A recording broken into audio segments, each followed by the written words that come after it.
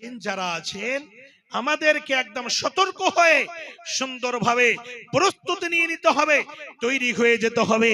বেটারে, বেটি, বহু সুন্দরভাবে সবাই মিলে আমরা রোজা রাখবো, সিয়াম পালন করব, এবং খাস করে আল্লাহর কাছে যতগুলো গুনাহ হয়েছে 11 মাস ধরে, 11 মাসে আমরা চলতে ফিরতে উঠতে বসতে সব সময় গুনাহ করেছি। আল্লাহ রাব্বুল আলামিন এই 11 মাসের পরে একটা মাস কেন দিলেন?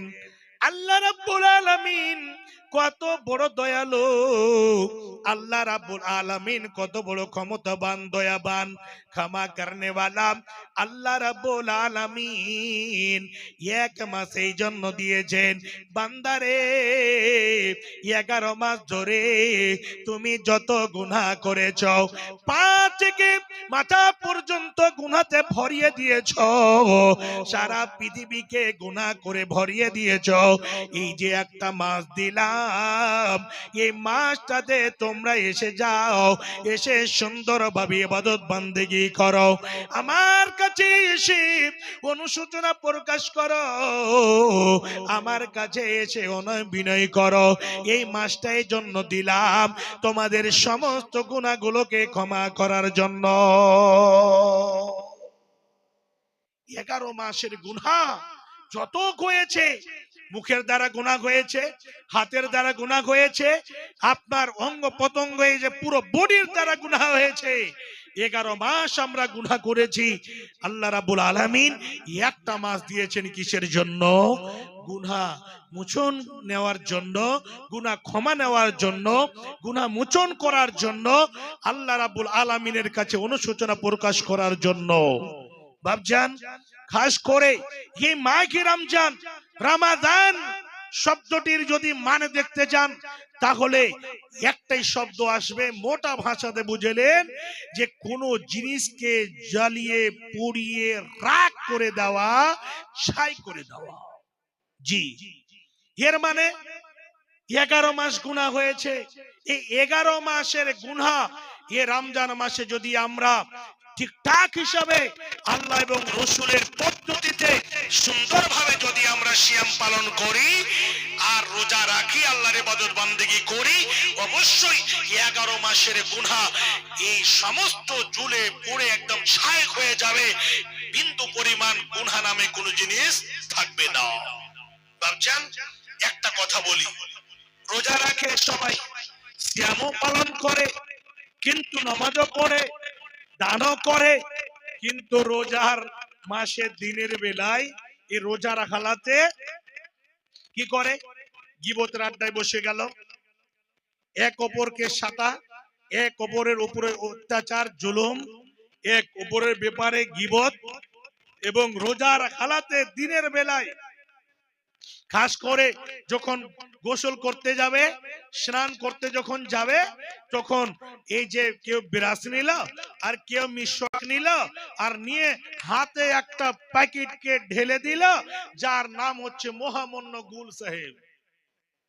এই গুলকে ঢেলে দিয়ে একদম চালাতে লাগলো, জুত করে রগড়িয়ে সুন্দরভাবে মিশওয়াকের দ্বারা আর আপনার বিরাসের দ্বারা গুল টুল করে কত কি একদম সুন্দর করে পরিষ্কার হয়ে গোসল টোসল করে, আল্লাহু আকবার।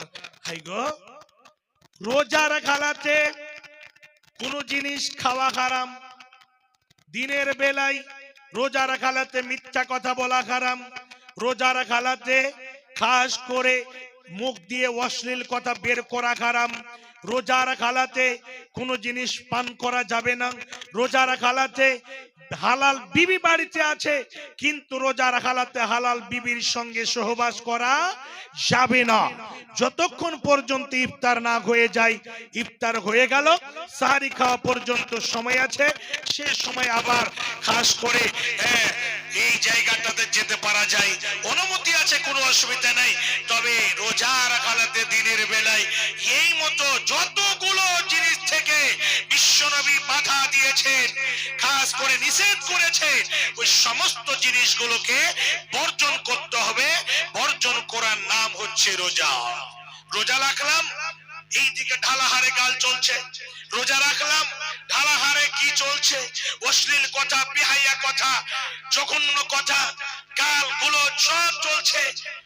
এগুলো জিনিস থেকে বেঁচে থাকতে হবে।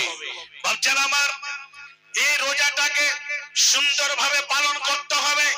সাহারি খাওয়া থেকে নিয়ে ইফতার পর্যন্ত বিন্দু পরিমাণ কাউকে কষ্ট দেওয়া যাবে না, বিন্দু পরিমাণ কোন জিনিস উঠিয়ে মুখে দেওয়া যাবে না। সুন্দরভাবে আপনার সময়টা কিসে কাটবে? ফজরের নামাজ হয়ে গেল, ফজরের নামাজ পড়ার পরে সুন্দরভাবে আপনি কোরআনটা খুলে বসে যাবেন। কোরআন তেলাওয়াত করার মাধ্যম দিয়ে আপনার সময় কাটবে। আবার একটু হতো আপনি ঘুমালেন, আবার সুন্দরভাবে গোসল করে সুন্দর করে জোহরের নামাজ আদায় হয়ে গেল। জোহরের নামাজ পড়ে আবার কোরআনটা খুলে বসে গেলেন।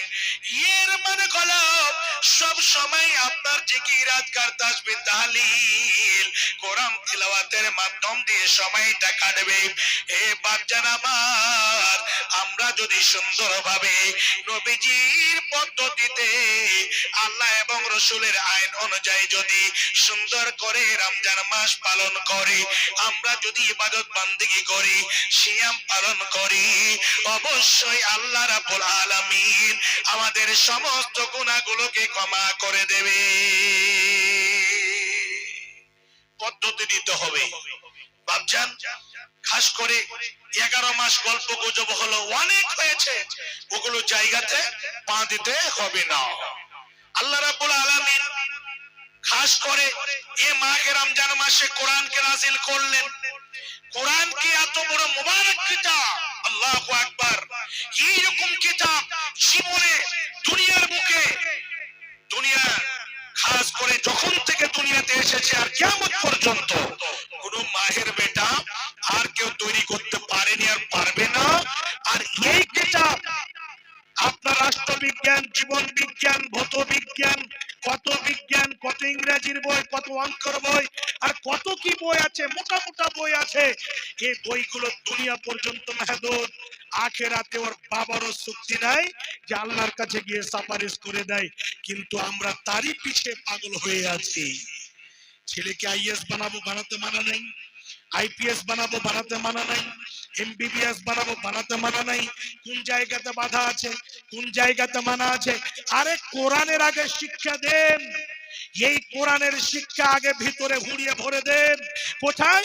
এরকম মাদ্রাসাতে ছেলেদেরকে দিয়ে, এরকম মাদ্রাসাতে মেয়েদেরকে দিয়ে একদম কোরআনকে সুন্দরভাবে আপনি আগে দ্বীনে ইসলাম